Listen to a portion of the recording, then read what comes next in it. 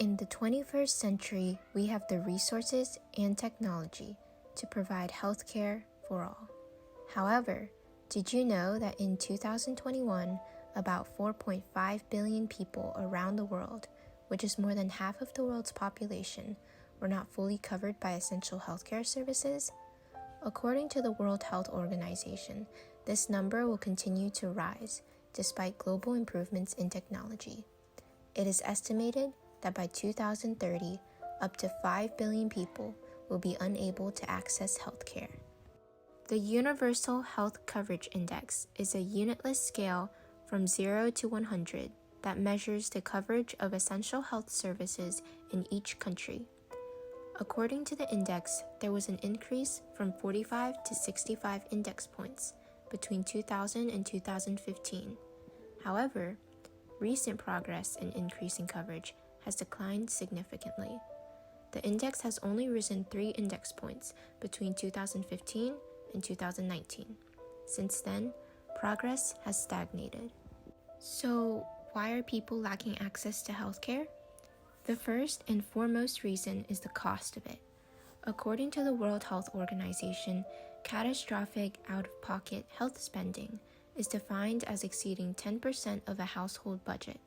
Approximately 14% of the world's population experience these large payments relative to their budgets. Due to catastrophic out-of-pocket health spending, 1.3 billion individuals, including 300 million people who are already living in extreme poverty, were pushed or forced deeper into poverty in 2023. The second reason is unemployment. In the US alone, 6.05 million citizens are unemployed, meaning people have no income to pay for health insurance, which is already expensive for individuals who are employed. Moreover, there is a direct correlation between countries with the highest unemployment rates and countries that lack healthcare services. For example, the Republic of Congo has an unemployment rate of 21.8% and only has approximately 95 doctors per 1 million citizens. The third reason is geographic location. Rural areas and less developed countries tend to have less availability to healthcare services, while urban areas and more developed countries have more access. For instance, Liberia has 14 doctors per 1 million people, while Italy has 4,000 doctors per 1 million people. Due to the uneven distribution of financial resources and lack of resources in less developed countries, such as Zimbabwe, Mali, and Liberia, fewer people are able to obtain medical education. And even if these people are able to obtain a medical education, they will most likely immigrate to a more developed country for a better life financially, socially, and politically. Not only does the lack of healthcare affect the health of citizens, it also impacts the world in many other aspects of life. One of the main aspects of the impact of the lack of healthcare is a less educated society. Without good health, children cannot go to school and learn. If a teenager becomes pregnant and can't secure family planning services, she may be forced to drop out of school. This results in a less educated society. Healthy children will be able to take advantage of learning more and being educated since they have less health restrictions. Multiple studies have shown that people with high education will have a higher starting wage and larger salary increases. These earnings will ripple out into the larger economy, resulting in higher economic growth. This leads us to another impact, the economy. Health is a key element of a country's human capital. Without good health, citizens cannot work and contribute to their households as well as the economies. They will have less money to spend in their country's economies as well as the global economy.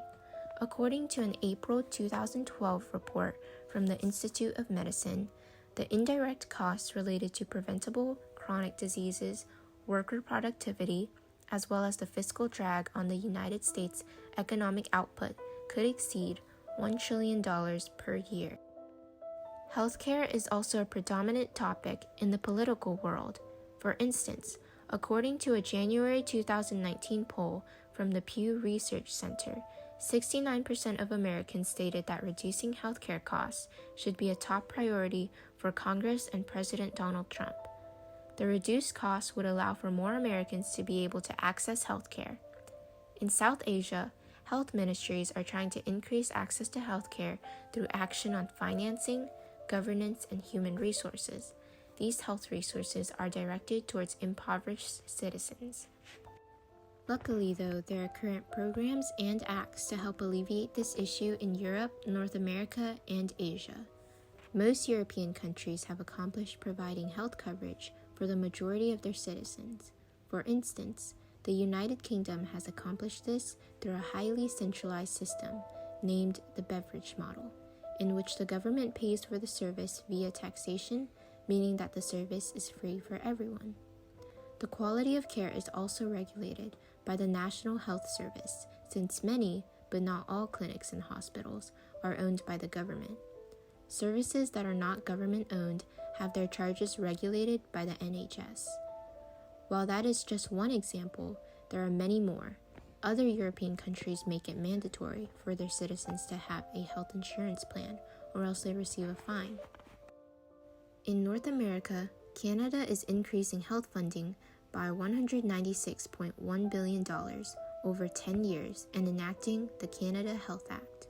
The Canada Health Act was enacted to protect, promote, and restore the physical and mental well-being of residents of Canada and to facilitate reasonable access to health services without financial or other barriers. In the U.S., there are 6 major government programs aimed at increasing healthcare coverage: Medicare, Medicaid, the State Children's Health Insurance Program, the Department of Defense TRICARE and TRICARE for Life programs, the Veterans Health Administration, and the Indian Health Service Program. Overall, the countries in North America place a great deal of emphasis on expanding access to healthcare. In Asia, the health policies are increasingly aimed at ensuring greater healthcare access for impoverished people. For example, in 2008, India launched a government program which provides inpatient treatment for families living below the poverty line. Additionally, in South Korea, healthcare is universal and is funded through the government's money, outside contributions, and tobacco surcharges. South Korean citizens are only required to pay, on average, 20% of their medical fees, while the rest is covered by South Korea's national health insurance. Although these are great initiatives for improving access to healthcare, we must use our advanced technology and resources to provide healthcare for all, not just the fortunate citizens who live in developed countries. So, what can we do to combat this crisis? One idea that has already been implemented in some countries is to encourage government initiatives designed to help uninsured individuals secure healthcare coverage. This approach would allow for individuals with financial barriers to be able to access healthcare. Another idea is the usage of telemedicine. While this virtual form of doctor visits may not be able to replace all in-person appointments, it can be extremely helpful for those living in rural areas that do not have the time to travel to a faraway hospital. In addition, we can invest in mobile clinics built out of vans and trailers. This method would also allow for greater access in rural areas. These are just a few ways to improve access to healthcare out of the numerous things that we can do. Healthcare is an essential right for all human beings. Thus, we need to work together to increase its accessibility for all ages and genders through the use of advanced technology and the plethora of resources available. It is imperative that we break down any barriers that stand in the way of this essential right, whether they are financial or geographical. Universal healthcare is mandatory to provide a better and safer world for all.